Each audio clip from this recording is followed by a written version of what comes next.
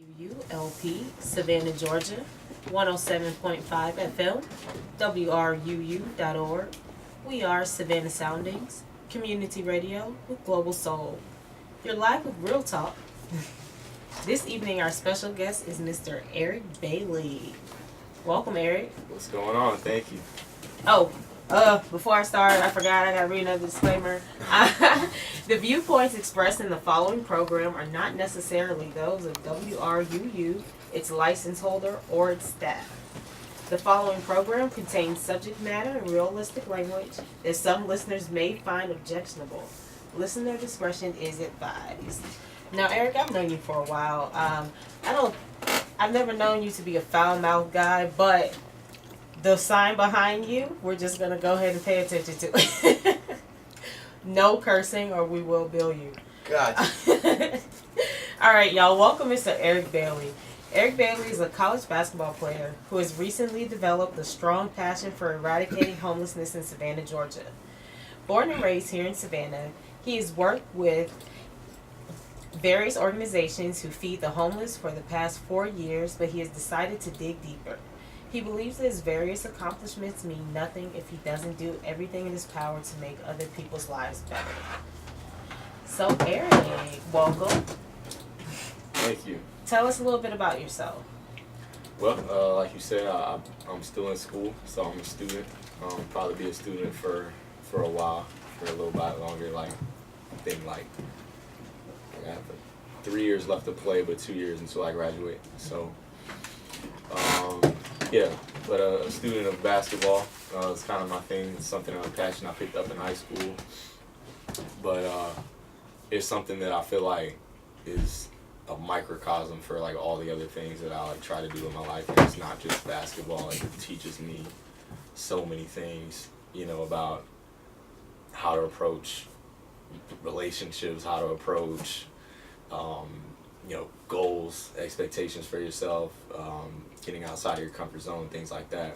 And like I said, I think a lot of that is originated in playing the game, And so played at my first year. I played at a small school in Columbia, South Carolina called Allen. Mm-hmm.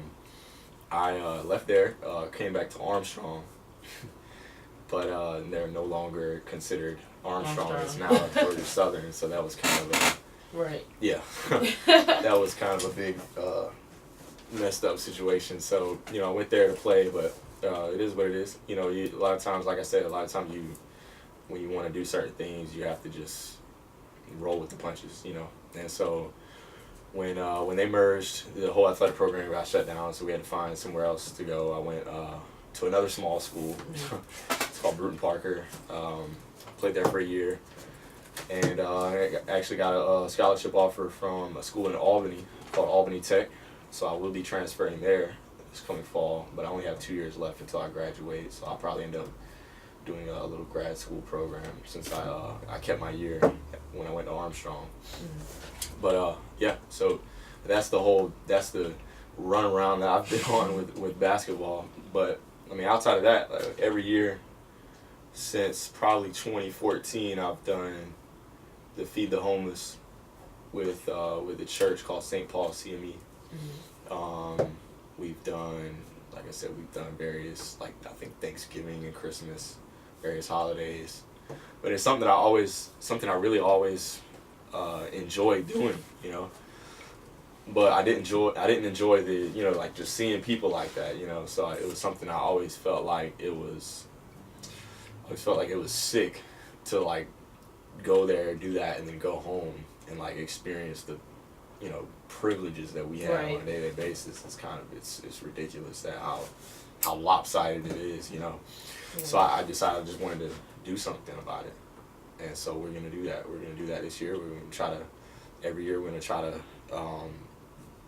I guess get closer and closer as we can to just getting rid of it in Savannah. And then we'll start in Savannah, and then we'll venture out. I know it's probably considered impossible to completely eradicate it, but we're going to do our best. Yeah. Well, what efforts do you see coming from the city of Savannah on behalf of homelessness in general? There's a lot of people that I think there's a lot of people that like I said, do what they can I feel like there's a lot of just Band-Aids being put on wounds, if that makes sense. But I don't see a lot of, like things outside of the union mission. That's by the way, that's who the proceeds are going to go to the union mission. Okay. But outside of them and a few other organizations, I don't see a lot of people actually, getting their hands dirty and actually going into the trenches and doing what they can to, like, see what's wrong with these people. You know what I mean? Like, it's bigger than just a meal on Christmas. I feel like, because then they just end up going back to whatever situation they were in, and to me that's not right. Yeah. One thing. Well, first of all, go ahead and tell everyone a little bit about the walk and when it's gonna take place, where. All that good stuff, so they're able to participate. We're all about absolutely. Participation. Definitely. So it's gonna be July 29th. Okay. That is a Sunday. At 4:30. Oh, appreciate it. And what's up, Mo? What's up? What's good? Wow. Mo's in Look, the I didn't even have house. to put her on blast this time. Monisha's in the house. Low. Ow. So Mo has arrived late. What is your favorite drink? I'm not Nah, gonna it's judge the because I party, usually you know. late Because party. Anything but But yeah, so That's the cheap. sorry. So Anything no, but I had to say that. But So you July 29th. Yes. That's the Sunday. I was looking at that. At 4:30. on Postman for So like here's the thing. $20. A lot of people ask me about this. Okay, I know now. Anything The but gin and event vodka. I don't have those itself kind of problems in my life. is a free event. So it's come as you please. Please do not feel pressure. Congratulations, Type man. thing. That was for it being the first time and a lot of people showing Lady that interest. just left out of here. That was very important for me to just say, like, just come. Don't worry about it. If you can donate $1 or $2 or $100, yeah, every little bit. And then even if you come and don't donate anything, that's fine. Just the support, just raising the awareness. Inviting 5 people might be worth $1. You know what I'm saying, or worth $5. So that was the thing I wanted to stress. But I did post today Doing your thing. the link to an Eventbrite page where people can go and donate. Somebody keep. You can also purchase a ticket to what we're doing. Sales don't stop. Gotcha. Okay, I cool. know. Yeah. So like I said, no specific amount that you have to donate. Just donate whatever you feel like. We do have tickets on there. I won't say the price. But the tickets are for the what we're gonna call the home race. So it's gonna be home race 2018. When we do it next year, it'll be home race 2019, etc. And the home race is it's just a sub event within the day that we're gonna do, where you pay for your ticket, that's your donation, and then you participate in the race. I actually spoke with Chili's today. They're gonna donate the grand prize gift card. Dope. So we'll hopefully get a second one, maybe for like a second place winner. But that's gonna be like a 5K type thing. Like when you have the color runs and breast cancer awareness runs and things like that. We're gonna do one for homelessness. So that was something big that I definitely wanted to stress, that you can purchase a ticket and come, and compete in the race, but it's not mandatory. It's not, it's not something that is a requirement. Well, that's awesome. Mo, I know you should definitely be a part of that race, and your trainer would be proud. I ain't running nowhere but to the kitchen. Catch me up, y'all. What y'all been talking about? Well, we're talking about Eric and the walk for the homeless. Where his passion for the homeless sprung from, and I just wanted to touch on how it's good to feed the homeless. That's great, but what are we doing to dig into, like you said, it's into their psyche. Right. Like many people are willing to, donate or show their face during certain holidays to feed the homeless for a cute picture on Facebook. Right. But what are they really doing in the trenches? What are they doing? Because a lot of these homeless people are like low-key geniuses, you know, who just reach bad situations that they could not dig themselves out of. And then I see a lot of trends in homelessness is related to mental instability. Absolutely. And then that's why a lot of homeless people end up in jail. Oh, you're right. Did y'all know that they are building the tiny homes behind the Yeah. Blackshear Park? Wait, I thought they tried that before and it Somebody failed. told me about They cleared out the land. Okay. Yeah, I happened to be riding right by there tonight, and I saw a sign. You know how when they have like those splash projects and they post the signs out there. I was like, let me see what the city is up to now. that. Yeah, somebody told me about that. I was Yeah. actually doing some research about that earlier. It's definitely to me. I think that's definitely a start. You know. Mhm. But yeah, like you said, Brooke, it's deeper than that. You know, it's deeper than just, you know, a handout like some of them ask for, you know. Yeah. But I feel like, you know, sometimes that's what they've, I guess, resorted to. It's just, you know, whatever they can get to like get by the day, you know. And it's sad, but, you know, that's how some of them are living. Now what, touching on the tiny homes,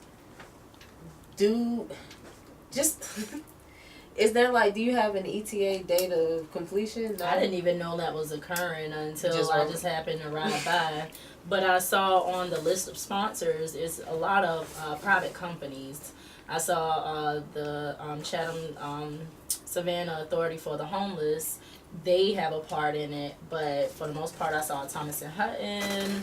I saw Resource Land and Consultants. Just a lot of private consulting and architectural firms and engineering firms who are on board with this project. So I think that's awesome because we always look to the government for social, what do you call it? Social reform and resources, period, community resources.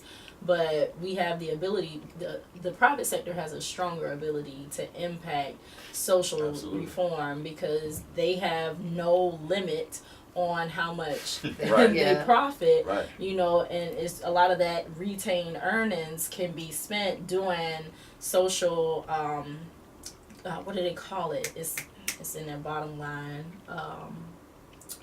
I can't even think of the name right now. I'm gonna Google it and think of the name in a second. But they have a stronger power. Just like think about Domino's, like how they're going around fixing up potholes now. Like that's something that, have you seen that? No, I didn't know that. Yeah, Domino's, I think out in California or Arizona somewhere, they're going through and fixing potholes in the streets and putting their stamp, the Domino's logo on the potholes because I guess the government was just taking too long to fix the potholes or they were just so reoccurring. Wow. That they're just like, you know what, we got the money to do this, let's do it. Yeah. So you sit around and wait long enough, eventually you're going to have some companies branch out and say, hey, you know, we have the authority to fix this problem. Right. Let's do it. Right. I mean, if we do more things like this, you know, then more of them might actually think to Yeah. do stuff like Right. that, you know what I mean? Yeah. Because some of them don't even think about stuff like that. It's, Right. it's kind of, it's sick. Right. But I see, when I think about all the changes going on, especially in current day America, like I can't be too upset about the way the presidential election turned out because it made people think. right. It Right. made people think, like, you know what? There's some really demented people in this world. They're just so selfish That's a and perfect word for self-censored. Like, you know what? We gotta fight this. But you see a lot Yeah. more people loving. Like, you see the hate and you see the love combating it.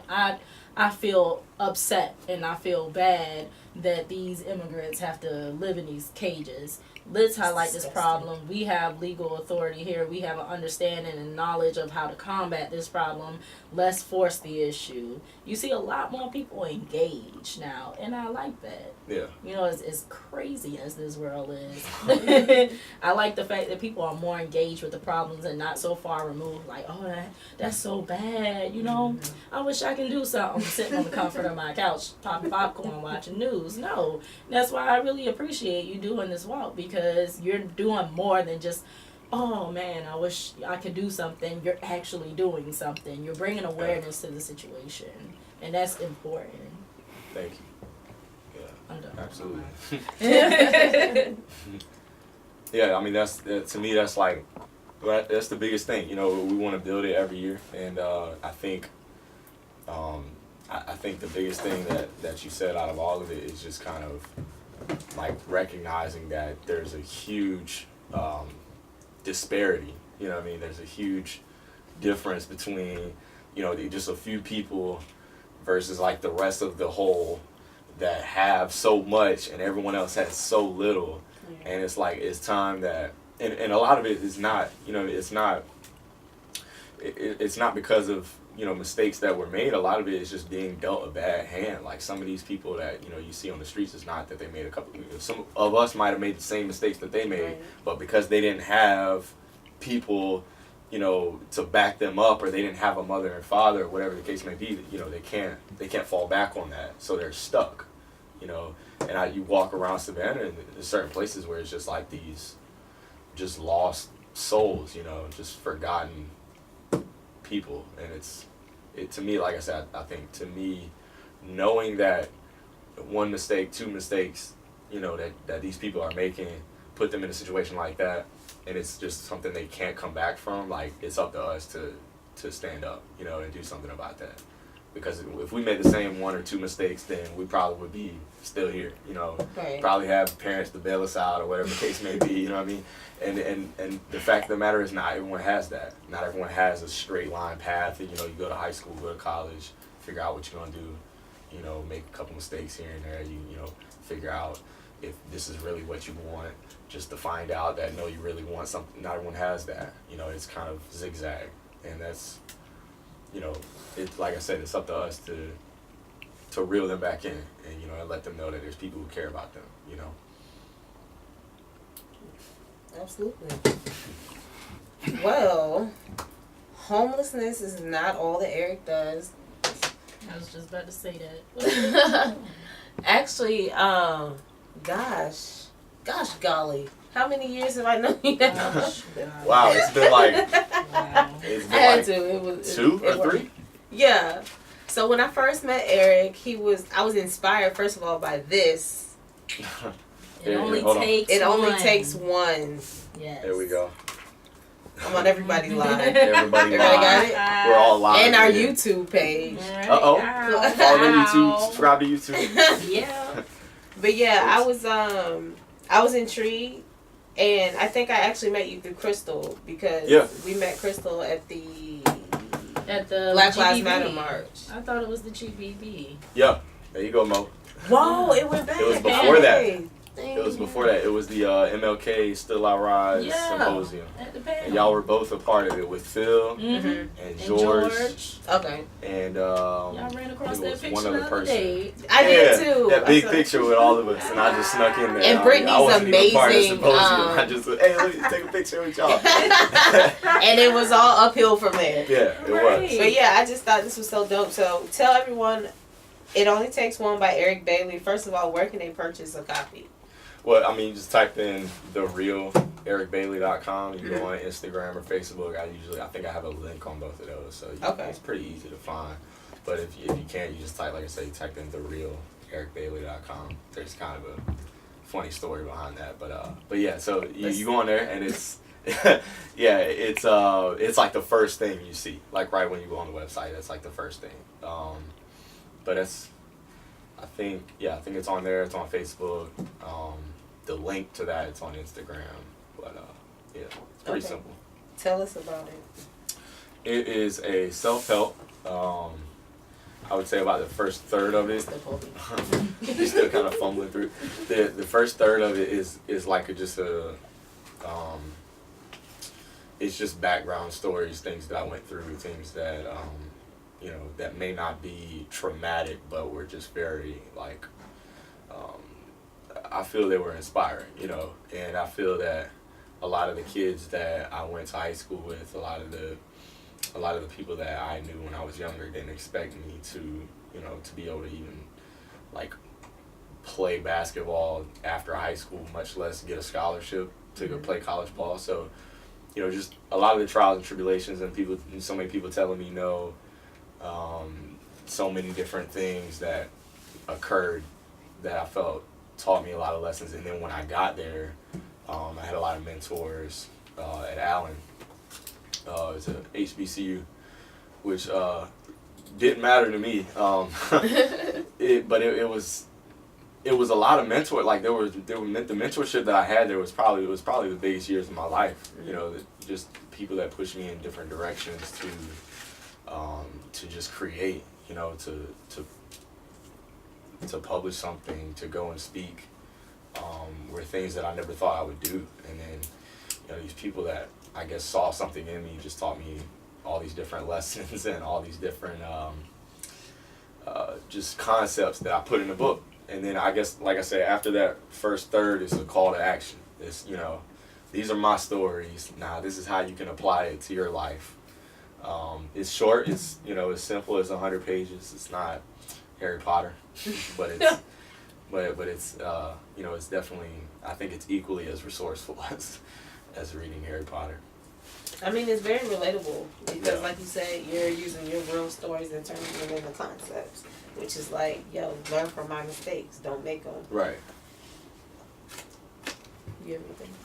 No. Okay. I was like, before I get deep, it's like. Uh-oh. But no, I'm not. No, I don't mind. Not right Well, now. we've had I wanted to some talk deep about real something talk else discussions and, before. Oh, we're gonna do that in the second half of the show. What? When I remember what I wanted to ask him about. Oh, We were okay. Remember we were talking about something. And I was like, I gotta get Eric's perspective on this, and then I completely forgot what I was talking about. I'm useless when I don't write You'll stuff remember. down. I believe in you. Remember. That's that. I want it. That's that 30s kicking in. Yeah. Stop. That old age. So, Yes. How old are Don't you, do that Eric? like Don't that, be man. too quick. How old are you? 22. For real? Yeah. Oh, that's tragic. Why? That's so tragic. I don't even remember what I was doing at 22. It feels like I'm getting old. Don't live like me. Really? Just fast. Spicy. There's nothing wrong with that. But I don't know. The thing I love the most about your passion for homelessness is genuine, because ever since I've known you, I've seen you. You're always out there. You're always at the shelters, lending your support. So salute for that. Thank you. Did we talk about Shining? We haven't discussed Oh. Shining yet. Okay, so Shining, take it away, Eric, because that's your baby. Yeah, that's Literally. that was actually Crystal and I. I started that. Crystal helped me a lot. Crystal. What's Crystal's last name? Bridges. Crystal Bridges. Sorry, Crystal. I hope you're not watching. But yeah, no, Crystal. Big ups to Crystal. Crystal helped me out a lot because she was at a point in her college career where she was trying to learn the whole PR and promoting things and building a brand, and she helped me out a ton with starting that off. But it was just an idea that it just was based on the same old concept that we are all powerful, that we all have something within us that is meant to be like unleashed, and that we're meant to allow it shine. Literally, and so but that's something that I went a lot of different directions with that. The idea at first I tried to really do some clothing with that, but it didn't really go anywhere because it just wasn't something I was passionate about doing at the time. I saw these other things that I was really drawn to that to me meant more. Might still do clothing at some point, but not now. So I took Shine. I just, like I said, took the concept behind, allowing that light that's within each and every one of us and to shine, and then give each and everybody a platform to do so. And I took that and just went different directions with it. Like I said, we've done a lot of motivational speaking with Shine. We've done a lot of, obviously the book was published since I started that. It was republished because there was just thought of this, but there was an older like way less professional version of this at some point, you know. And I republished it under Shine. We did, like I said, we did a few events, and now I think it's kind of just turned into an organization that is just gonna try to make changes, you know, try to do what we can to make changes in the community. I mean, that's really what I want to do now, because I think some of the other stuff was taking me away from things that were more important, like basketball and school. So I tried to bring everything back in, and I think that's what Shine's gonna be for a while now. It's just gonna be an activism type organization that we can use to make a difference. Okay. But it's just, a lot of it's just you know, using the platforms that we've created to you know, to promote other people, you know, people like yourself. You know, you published a book as well, and then other musicians, people, friends that I've had that have creative geniuses that we can come together and help them to push forward, you know. That's pretty much the whole concept behind Shine. Yeah, because I remember at one time y'all were doing the internet promo where y'all were actually taking. Yeah. Because Crystal helped us out a lot in the Yes. beginning when we first started our Real Talk pages and stuff. Just organizing, keeping everything organized, making sure that our flyers were out in a timely manner so that people were able to prepare for the events. Yeah. And that was great. Like, that was super helpful. And then, like, it was so perfect because, like, when she brought it to me, she's like, okay, you can choose from these packages. Right. I was like, oh, this is great. So, yeah, that helped out a lot. If anybody needs help managing their social medias, it can get tough when you have multiple. We did that for a while, and that was, that's a whole other beast. Really? That thing is, I bet. hey, social media is no joke. And then also, well, while we're at the halfway point, let's go ahead and knock this out. You are listening to WRUU LP, Savannah, Georgia, 107.5 FM, WRUU.org. We are Savannah Soundings, community radio with global soul. Little stutter for y'all there, you're welcome.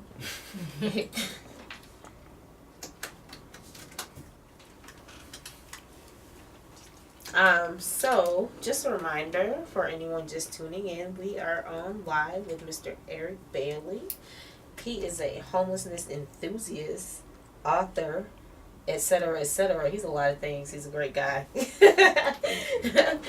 We were just discussing the company he founded, Shine Inc. First of all, give everybody a website.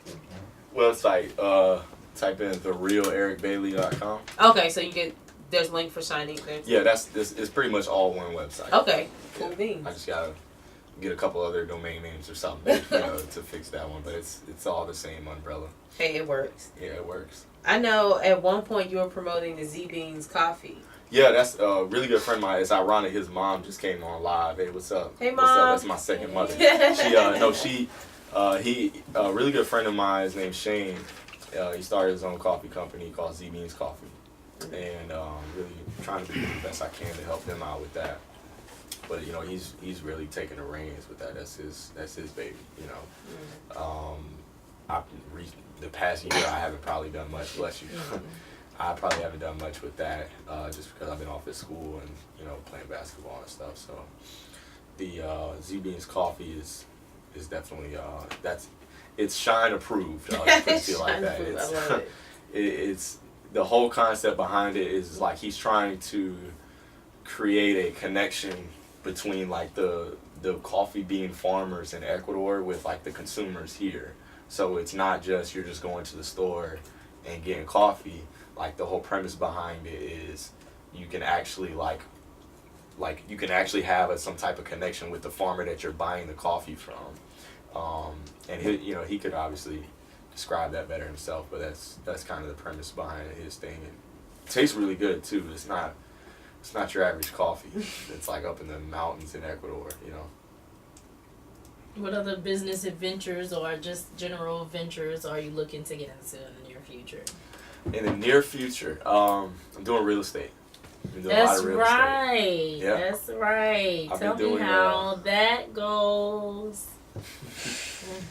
That real estate's a tricky market to get into, but that's something for the it's just something I'm learning here and there over the summers. I've been interning with a real estate investor here in Savannah, Okay. and he pays me to do his marketing, things like that. But it's not something that is like a big passion of mine. I think it's just something that I think everybody should do a little bit of that, for financial freedom. But that's that's that's something that, like I said, it's just try to be well versed and multifaceted. But that's kind of the new thing that I'm trying to like get into. But it's not, like I said, it's not something that it's not basketball. That's, to me, that's like the biggest. That's my baby. You know what I mean? And so until my legs fall off and I can't play anymore, then we'll figure out what's next. Right. As far as like the major business venture, Hey, nothing wrong with that. What have you learned though? Oh, about real estate? Because you're like the jack of all trades. You Yeah. something. See, and that's what I'm like. That's what I'm trying to. Every time I say stuff like that, I'm always trying to like say, hey, look, like this is something I'm learning, but it's not my main thing because I don't want to be like a jack of all trades and a master of none. But yeah, so real estate's a lot of it that I'm learning now is like a lot of it's just about contracts. Like I'm learning now, a lot of times if you're good with people and marketing, you don't ever have to own a house. Like you don't ever have to have the money. Like a lot of times you can just put the contract on a house, and if you have the contact or the clientele, then you can just find a buyer for the house that you have you've never bought the house. It's called wholesaling. Yeah. So that's I'm learning a lot of that. A lot of it's a people business, but like believe it or not, you thinking you're dealing with houses, you're not. You believe you're dealing with people. So that's definitely been like a really big learning experience for me. It takes time, so that's why I'm like, no, let me wait a second. Like I can't do this like 100% of my time. I got to take my time and do the things that I want to do. The passions, because I'm the type, like I have such a short attention span that like for real, like I will do everything. If I can, I'll try to do everything, and that you can't do that. If you want to be good at something, you want to like master something, you can't do that. Yeah.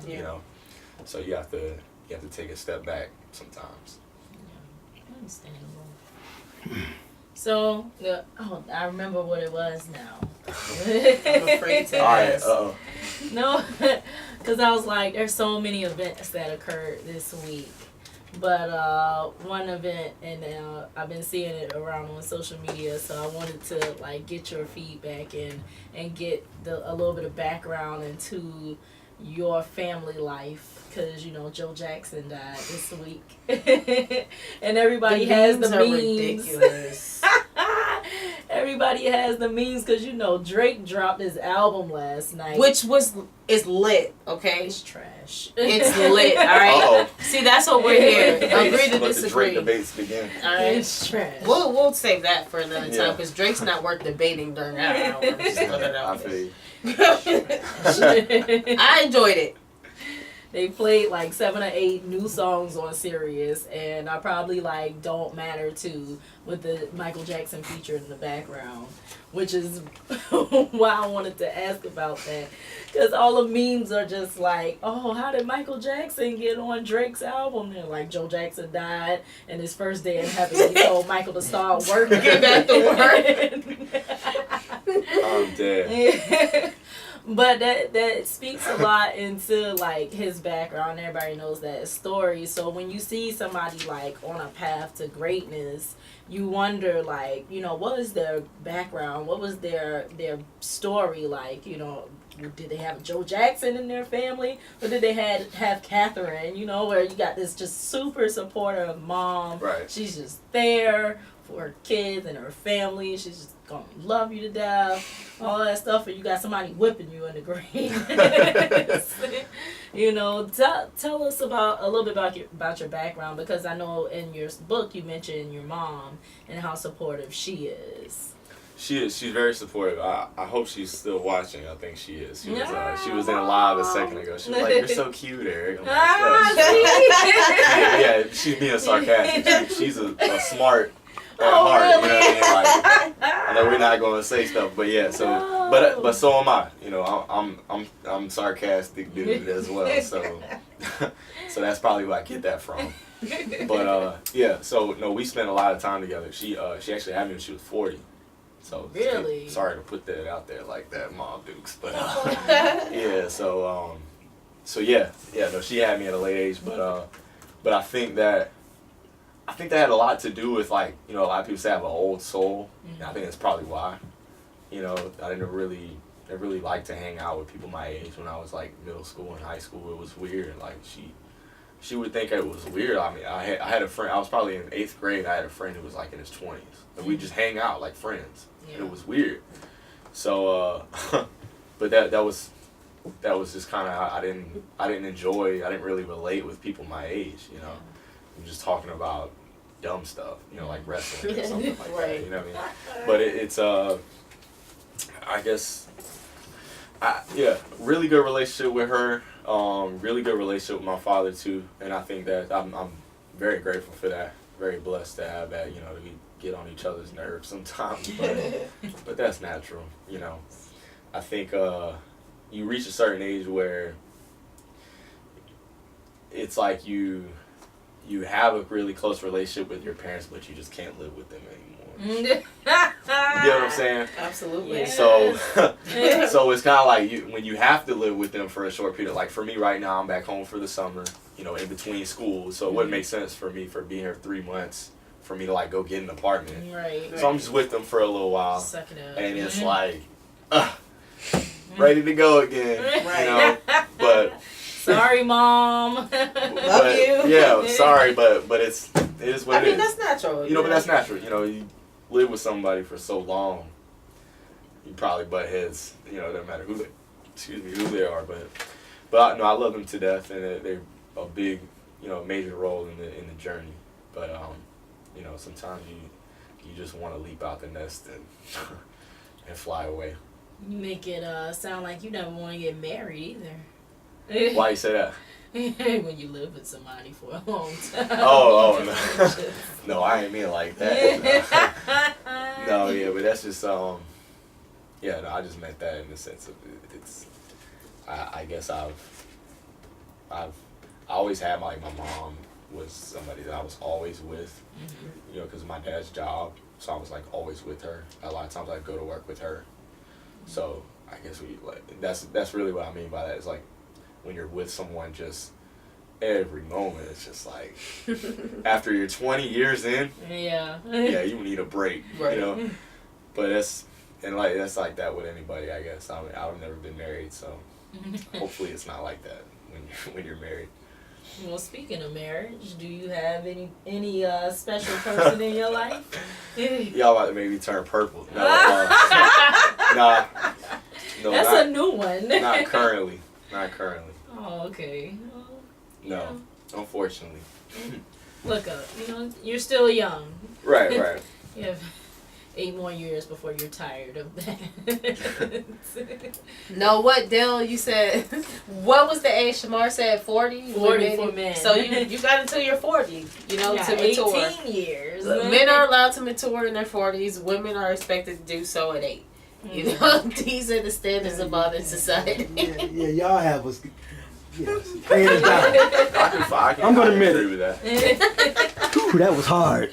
It's I was like watching Family Feud the other day, and I was like, like Steve Harvey, you know, that was one of the questions, like, at what age is like most women want to get married? I think the number one answer was like 30 or something like that. Yeah. It was either 30 or 25.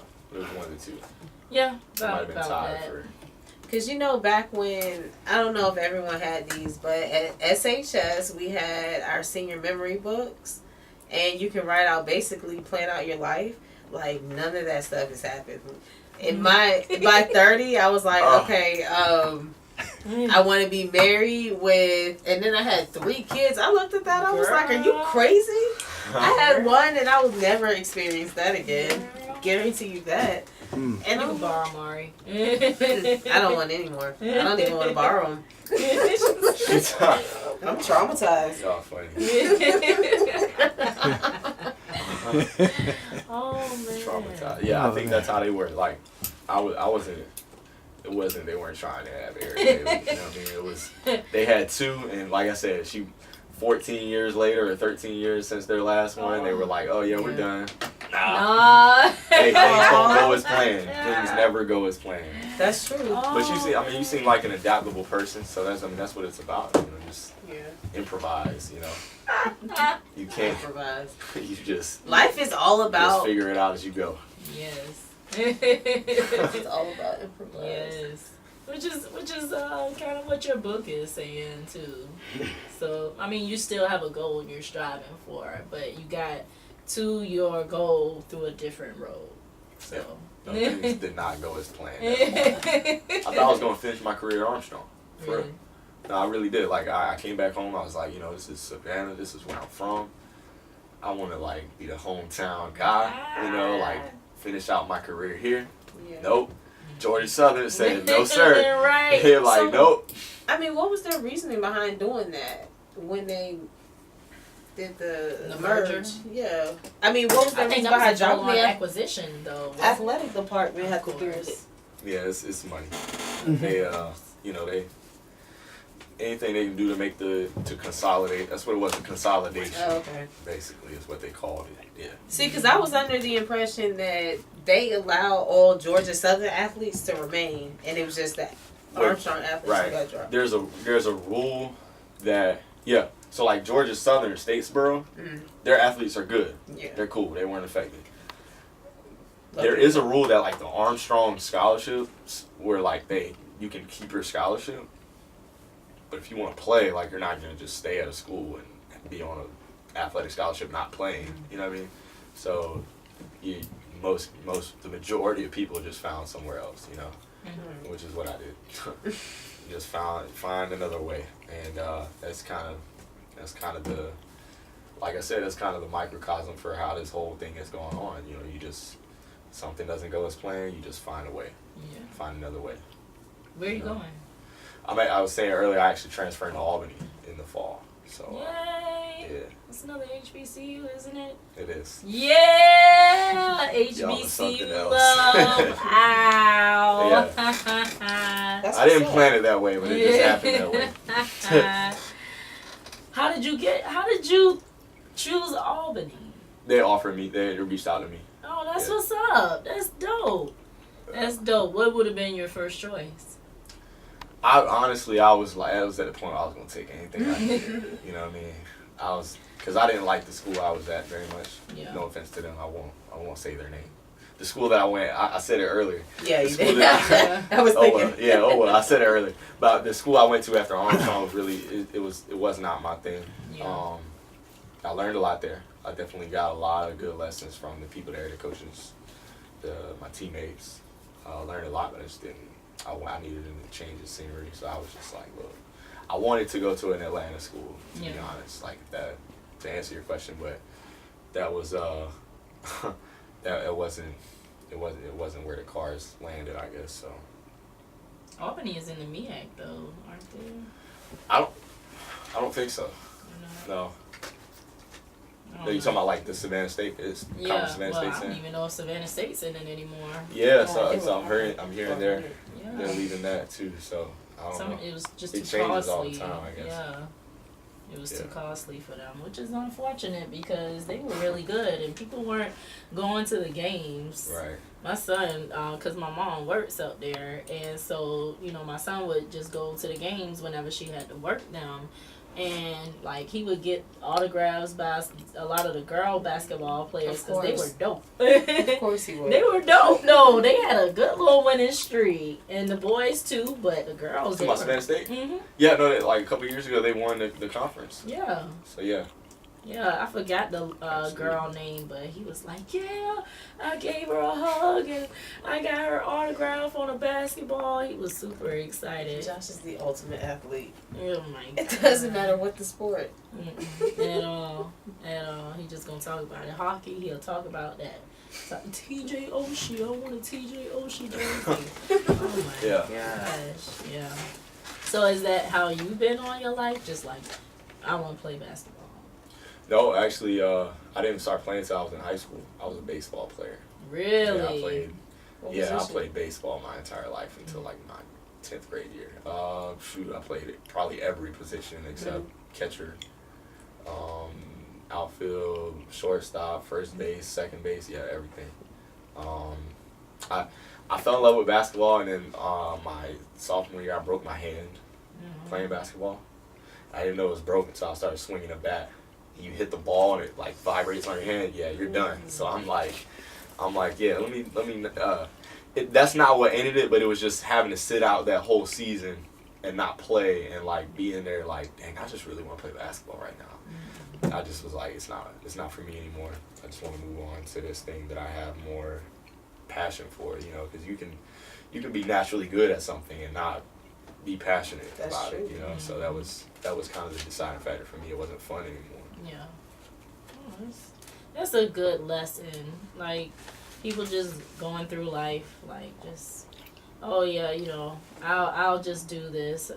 Maintaining. Basically. Just going through life maintaining, but you put not in living. a lot of work. Yeah, you put in a lot of work to fulfill your passion and your dream. And you've outlined on several different occasions, and even now, like, your dream seems derailed at some points because things don't go according to plan. However, you always find a way to make it happen. If you really dead serious about accomplishing something, you'll find a way to make it happen. And I think that your story is just so inspiring. Thank you. A lot. Do you speak to kids anytime? Yeah, I did a lot for my first 2 years of college. I stopped. I feel like there's always there's kind of a transition in, like, it's like seasons, sometimes there's winter, sometimes there's summer, sometimes you're like out being very expressive and telling all the big stories that you're saying, like being inspirational and things like that, and then sometimes you just gotta go back in.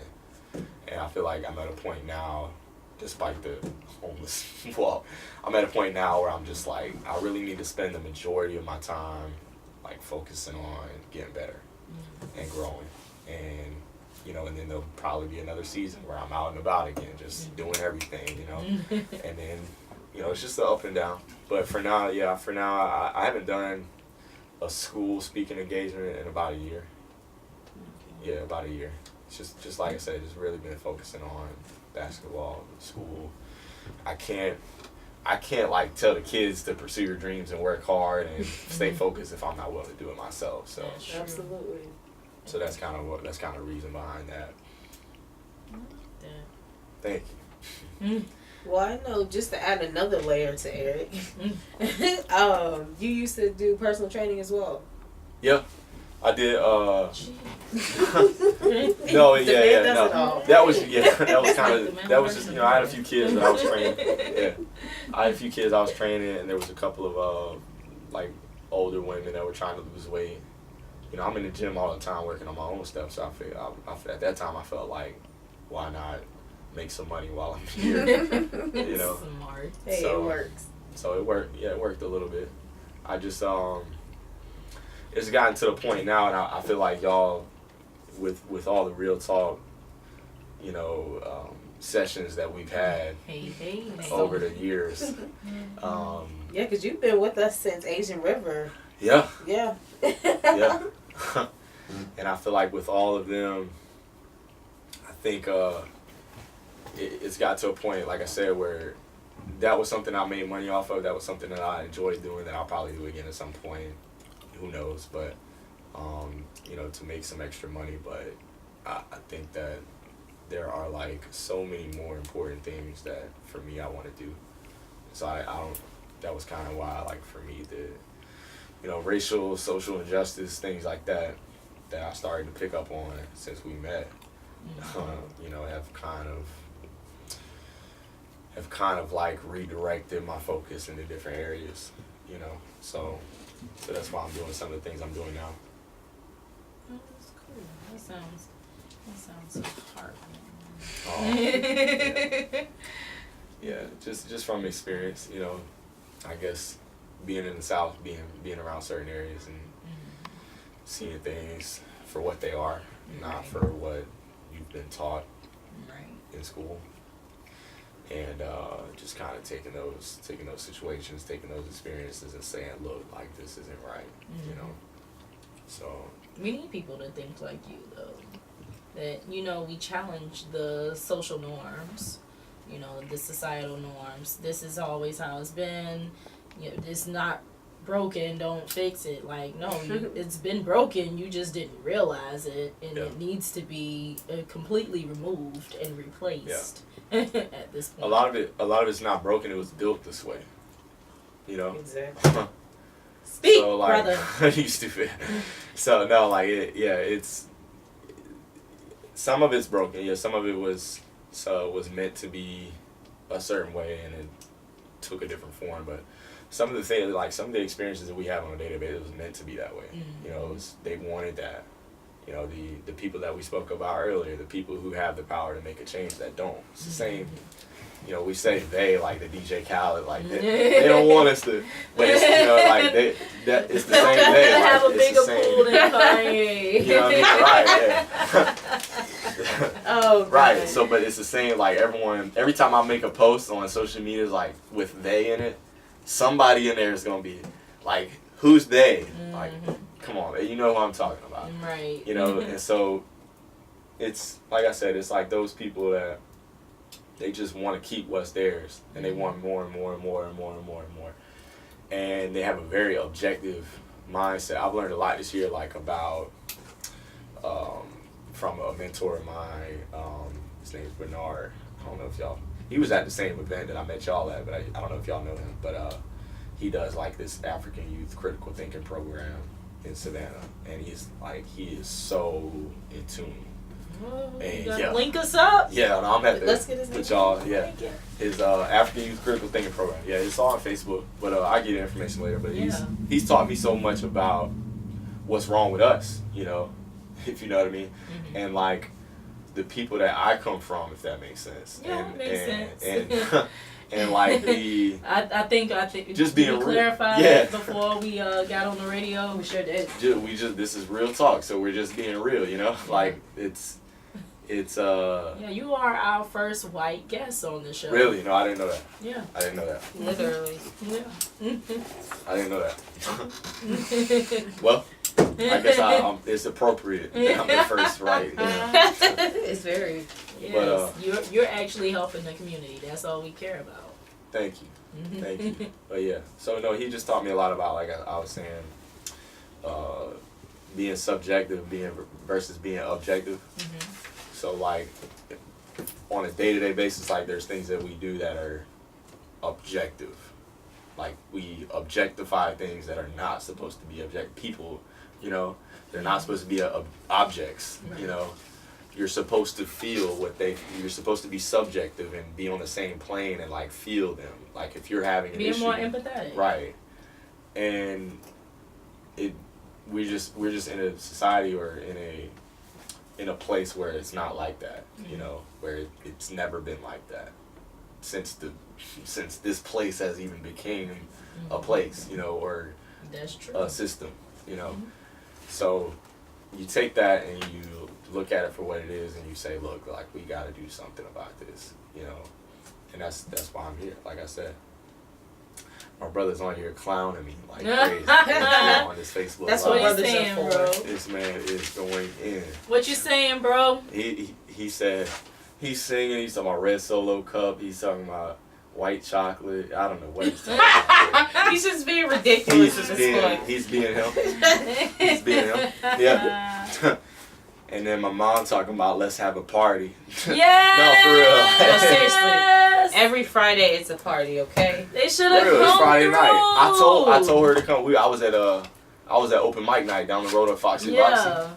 And I told him to come. What time does it end? It's Like, probably two over. minutes. It probably ends They around could have 9:30 came or 10. through. Yeah. So before They're watching, so it's all good. that's all that matters. Yeah. Before we get out of here, because as usual we're running out of time. If you had to give the audience one thing to take from your book, from what you're doing in the community, what would that be? Ooh, one thing. Or you can do one thing. from Yeah, each. no, I got you. No, I'm gonna give you one thing. I'm gonna give you one thing 'cause I like a challenge. One thing I would say, the underlying thing behind the book, behind doing stuff in the community, is you have to, like, in order to grow, like, you have to seek discomfort. You know what I mean? Like, he's a really good Greg Popovich. He's a very successful basketball coach. I don't know if y'all heard Greg Popovich. So, Was like, he the really, Lakers coach? no, he's the Spurs coach.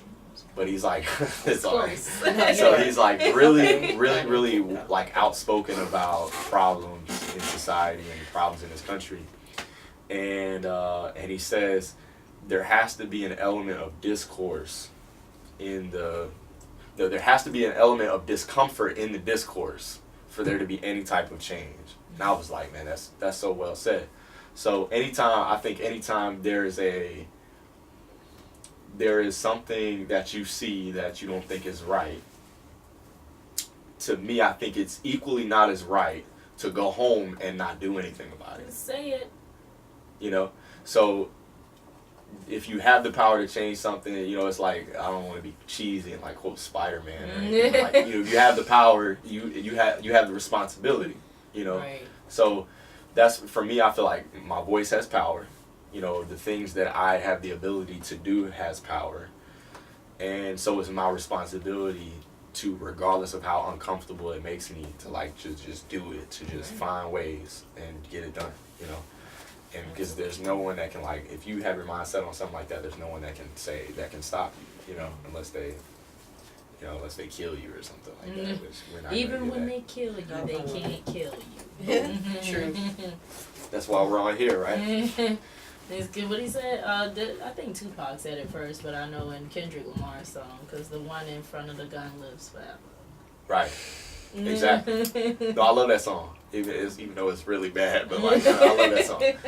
No, no, for real though, and that would be, to me, to answer your question, that would be the biggest underlying thing. Like, you have to be comfortable with getting uncomfortable if you want to make a change, if you want to grow, because it's so easy to just sit inside your comfort zone, go home, and, you know, to just do what it is that you got a routine of doing. But that's not what I'm about, you know. That's not how the world's gonna change, you know. We love it. Well, tell the people where they can find you, Eric. You can find me, like, online or Yeah, everywhere. well, you can find me July 29th at Lake Mare. Yeah. At 4:30. That's where I'll be. In the meantime, I'll probably be doing different stuff every week. You can find me on social media, Eric Bailey. Pretty simple. It's my name. You just type in my name. It should show up on Instagram the same. I think on Instagram, I think it's like the real Eric Bailey or something like that. But it's kind of the same general thing. And you can find me on there. Twitter, same thing, Eric Bailey. I think there's an underscore on that one, but yeah, I mean, and reach out, like I said, reach out. Don't be afraid. I've had a lot of people. That's why I pushed the event back. I don't know if y'all knew, but it was supposed to be the 30th.